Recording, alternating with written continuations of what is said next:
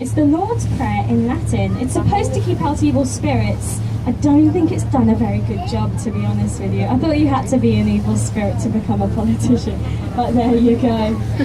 You can go and visit the House of Parliament. They do tours there. You can walk in. I think it's about £25. You get an audio guide, and then you can explore. It's really a fantastic day out. Lots to see and do there, so I would recommend it. Can anyone see Big Ben? Can anyone point to Big Ben for me? Yeah? No, you can't see Big Ben, unless you have X-ray vision, that is, because Big Ben is the name of the bell inside the clock tower. The clock tower itself is the Queen Elizabeth II Tower. Big Ben, the bell, is called Big Ben because the commissioner of the works of the tower was a man called Sir Benjamin Wall. He was a very, very big man. He was 6'8" and weighed 42 stone.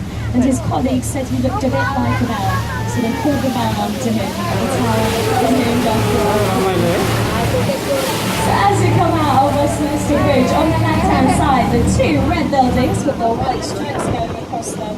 Any Sherlock Holmes fans among you might be interested in these buildings. They're the old headquarters for Scotland Yard. So these are the buildings where Sherlock came to collect his assignments from in the books by Sir Arthur Conan Doyle. And up ahead on the right-hand side, you've got my employers, the London Eye. Yeah, pretty nice view of it right there. So the London Eye is the largest cantilevered observation in the world. Cantilevered means that it's held up on one side.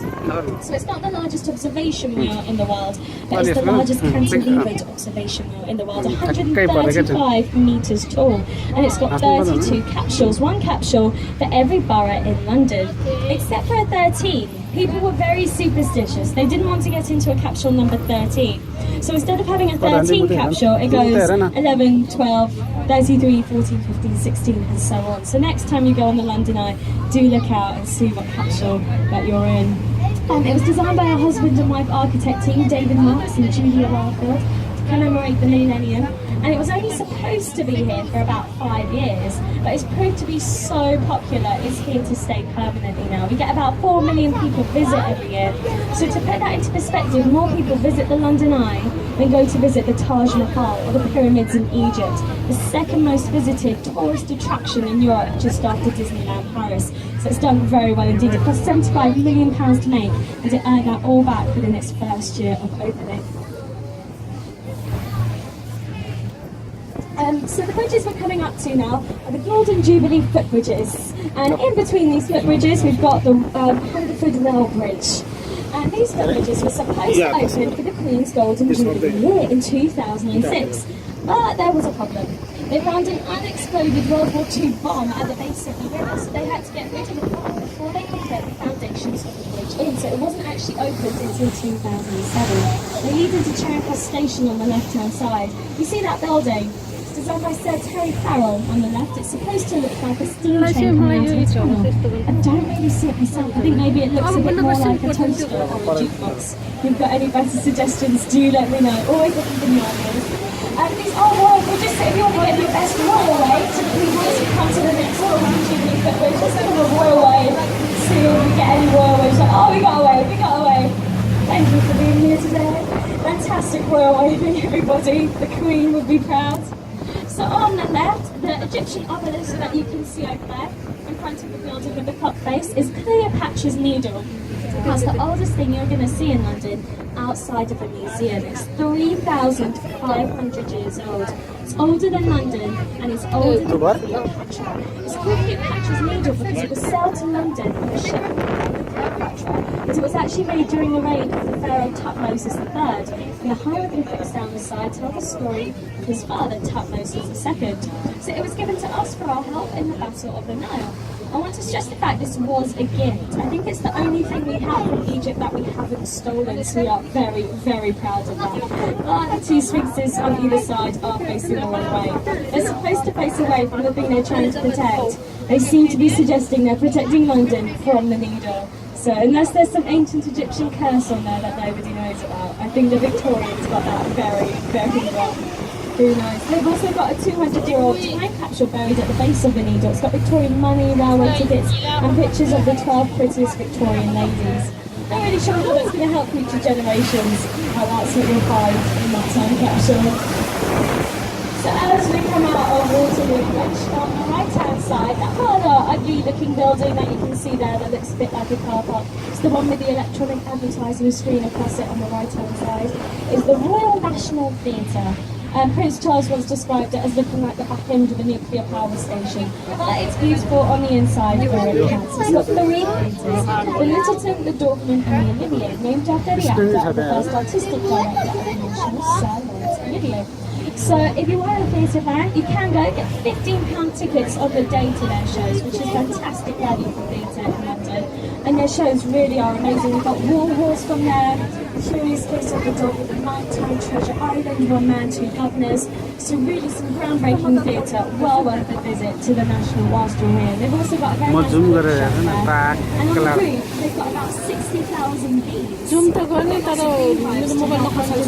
Reclining bee population. So you'll also find some honey being sold in the shop. Little random fact about the National for you.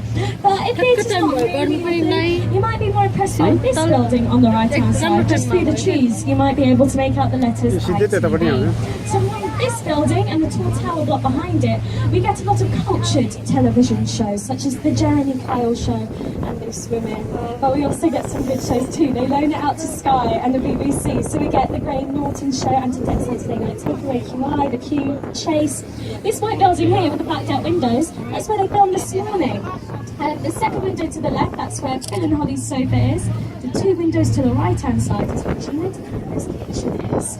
So if you want to do some celebrity spotting in London, this is the place to head to. You can also go online and apply to be part of the studio audience. It's completely free to do. Maybe not top of your list if you're only in London for a few days, but if you're a local, it is quite a nice thing to go and do and see, take part in. Now, this building on the right, the red building with the Oxo Tower above it, is, believe it or not, the Oxo building. And it's illegal. It's forbidden to advertise on this part of the river. It's known as the Royal Highway. Oxo were taken to court for advertising their brand because the Queen doesn't really want to see advertising when she's going along the river in her boat. And they successfully managed to argue in court that they weren't advertising my brand Oxo at all. In the windows were simply three random geometrical shapes, a circle, a square and a circle. It just happened to light up red at night time. The judge believed them, they got away with it, so that's the best free advertising you will see in London today. You can also go and they've got a very nice Harry Nichols restaurant at the top there, fantastic food, great service, but a little bit pricey, so maybe save that one for a special occasion.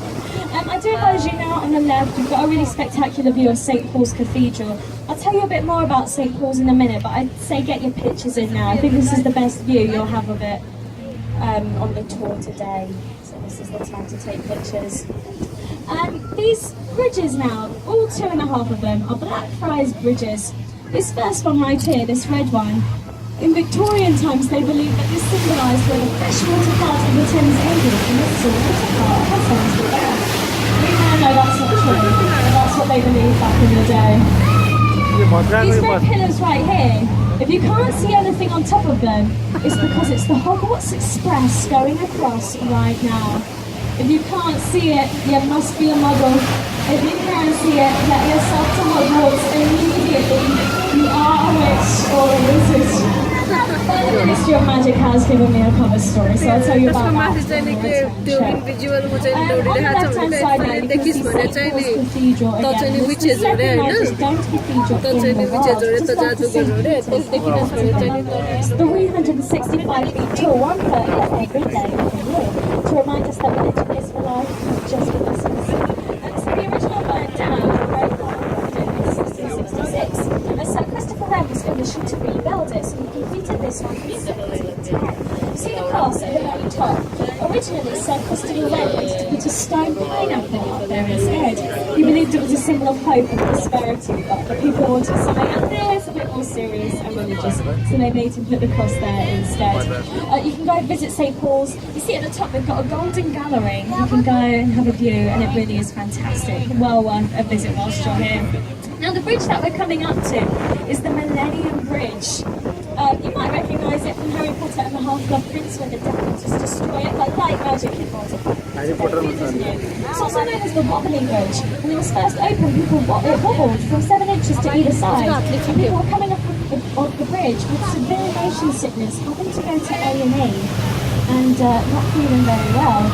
So they had to close the bridge down for 18 months to fix the wobble. It took longer to fix the wobble than it did to make the bridge. And it was more expensive to fix the wobble than it was to make the bridge.